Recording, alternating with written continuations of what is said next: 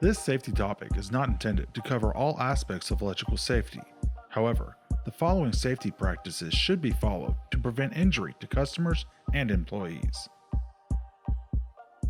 Electrical panels or breaker boxes should remain closed and should be accessible at all times.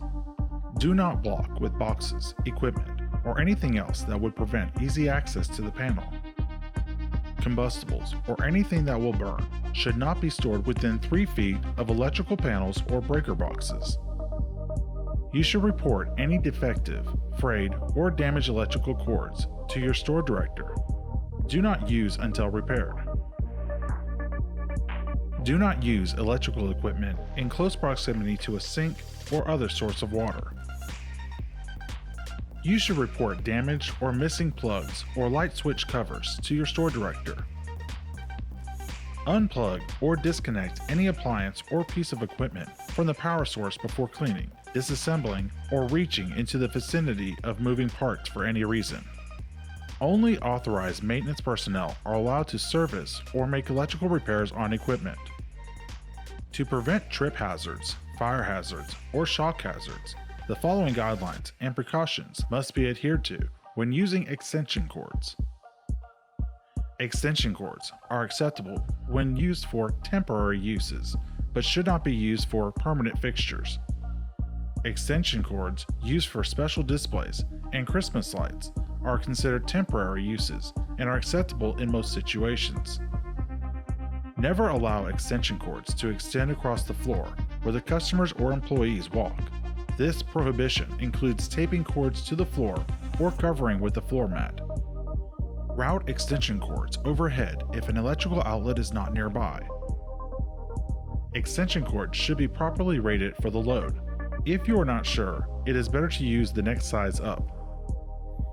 2-prong extension cords are not allowed in the workplace. All extension cords must have 3 prongs. Do not use defective, frayed, damaged, or tape extension cords. These types of cords must be discarded. Extension cords used for temporary purposes should not extend through walls, doorways, windows, or ceilings. According to OSHA, all places of employment, passageways, storerooms, and service rooms shall be kept clean and orderly and in a sanitary condition. Maintaining good housekeeping is one of the easiest and most effective methods available to prevent employee and customer injuries at our stores. Many of the injuries that occur in our stores can be prevented simply by providing a workplace that is free from clutter. Good housekeeping practices and procedures should be practiced by every department in the store, including pharmacy, tobacco barn, and petro areas.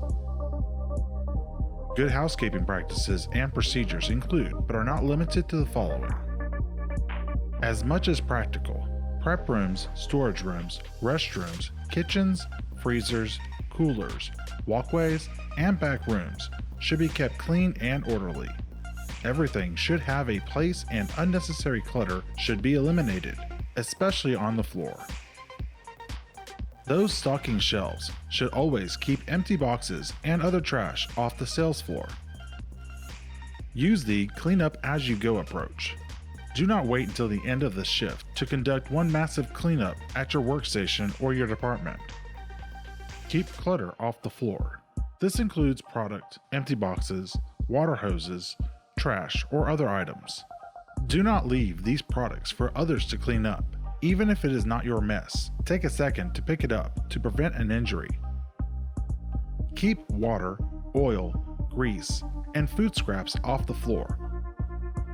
Empty pallets should immediately be carried to the back room or dock area and stacked in a designated area. Empty or partially empty pallets should never be left on the sales floor or lying in the back room. In regards to housekeeping in freezers and coolers, product should be kept neat, orderly, and easily accessible. Consider labeling racks. This also improves efficiency, especially for new employees or for those that are not familiar with the freezer or cooler. Heavier items should be stacked on lower levels of a rack. Lighter items should be stacked overhead. Reaching above shoulder height to stock or remove product puts additional strain on shoulders, especially with heavier items. Stock levels should be kept at a minimal. Additional stock levels increases clutter and the chance for injury. Floors should remain clean and free of debris. Busted bags of ice should be cleaned up immediately. Ice buildup should be removed by store employees. If the ice buildup is excessive, inform your store director so a work order can be submitted. Each location has a book of safety data sheets stored in a convenient location accessible to all employees. The SDS book is located in a plexiglass station labeled Right to Know Information Station, or in a yellow metal rack labeled SDS Safety Data Sheet Information. Stations are usually located near the courtesy booth, in the employee's break area, or in the back storage area. The SDS book contains an inventory listing of all chemicals approved for use within the store, as well as a corresponding safety data sheet. During working hours, employees may look up the SDS for any chemical approved for use in the store.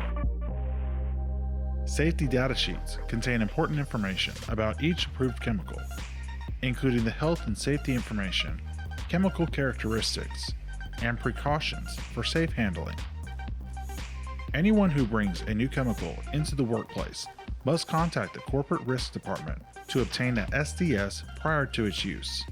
The Corporate Risk Department will then distribute the information to all retail locations. A written copy of the Hazard Communication Plan is located in the front of the Safety Data Sheet book. The plan is available for review by all employees. The following safety practices and procedures should be followed when using or handling chemicals or cleaners. All chemicals are to be stored in their original container unless the company has approved a different container, in which case the container must contain a proper label. Only use approved cleaners.